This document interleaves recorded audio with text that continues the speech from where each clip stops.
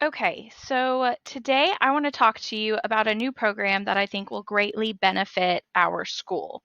And it is Not Your Average Book Club.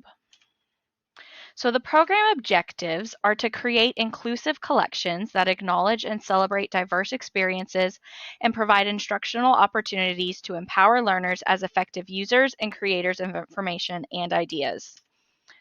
We also want to cultivate partnerships within the school and local community, including families and caregivers, nonprofit organizations, government agencies, public and higher education libraries, and businesses to promote engagement in a community of readers.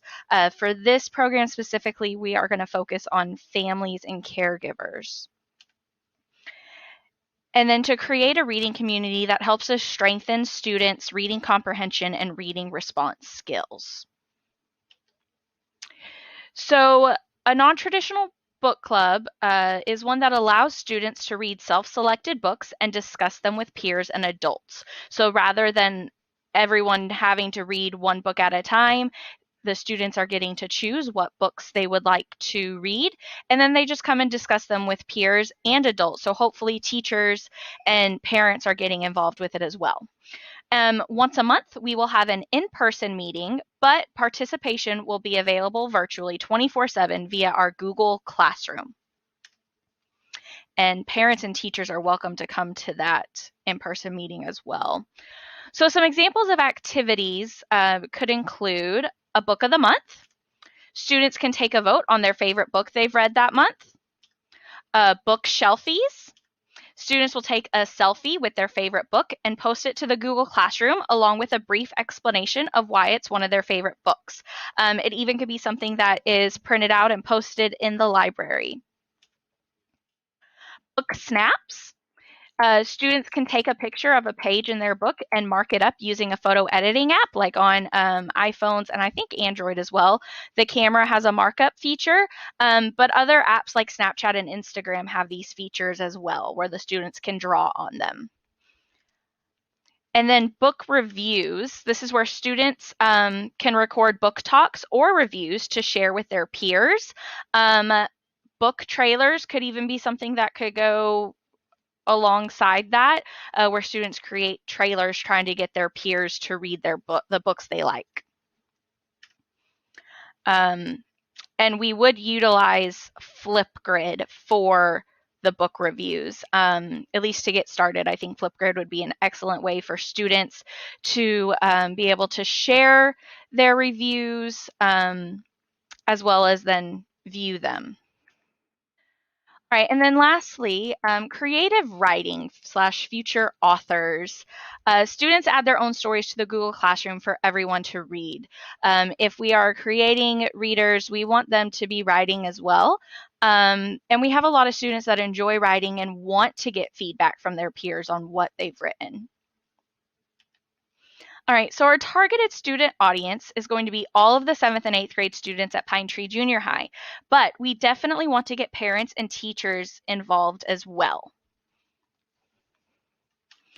So our itemized budget, we're looking at about $3,530 for a set of 10 iPads, and those are the newest 8th generation, and it with 32 gigabytes, and it also comes with a 2-year Apple Care warranty for schools.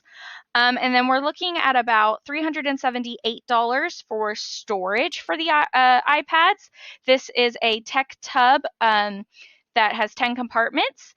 It can hold and charge up to 10 iPads at a time. If I click on it, we should be able to see it here. So really easy to store them. We could keep the iPads here throughout the day after they've been charged. We could spread them throughout the library so a student can grab it if they're visiting the library and record a book talk, or go and see if there's a book talk or book review for a book that they're interested in reading. I want these to be readily available for the students. And yes, I know a lot of students, might have their own technology, their own device that they can use. However, we want to make sure that we're providing equitable access because there are a lot of students that don't, and we don't want them to not be able to participate because they can't afford that technology. All right, and then lastly, food and snacks. So when we meet once a month, we want to make sure we can provide refreshments. We all know that people are more likely to come if there's food. So if we provide refreshments, people can sit and snack and talk about their books and ideas. So I do want to point out that these two costs, the iPad and the tablet storage, that would be a one-time thing.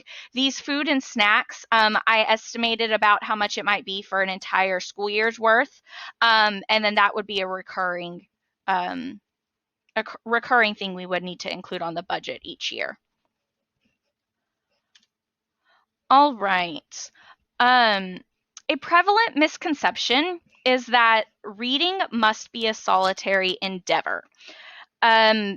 This view is really why a lot of students, specifically teens, don't like to read, or they see it as a negative thing because they're social creatures.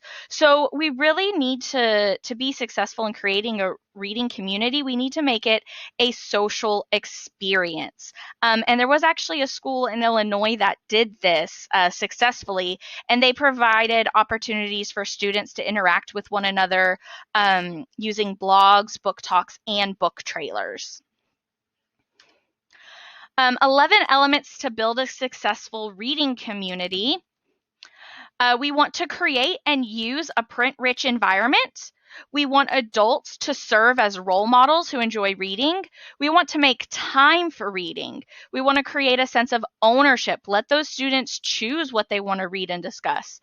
We want to emphasize the intrinsic rewards of reading and make reading a social experience.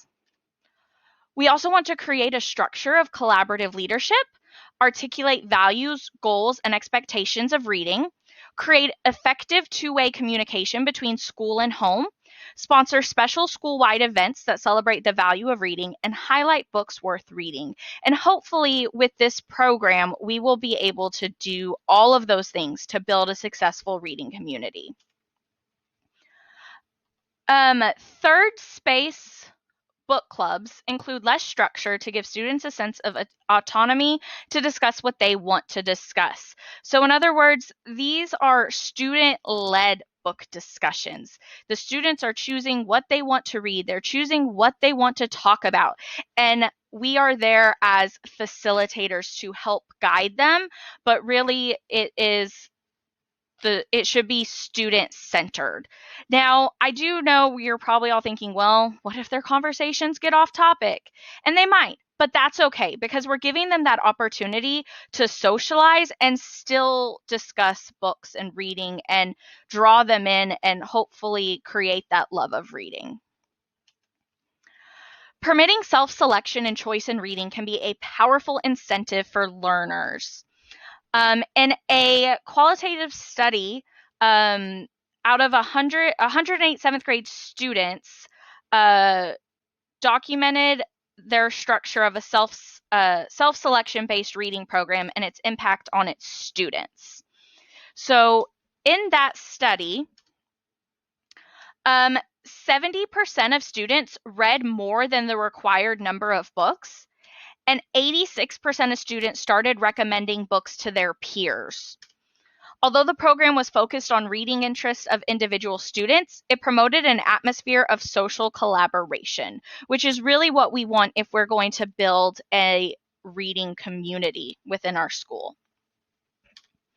So how can we measure the impact? How do we know if this program, after a year of doing it, how do we know that it has achieved its goal?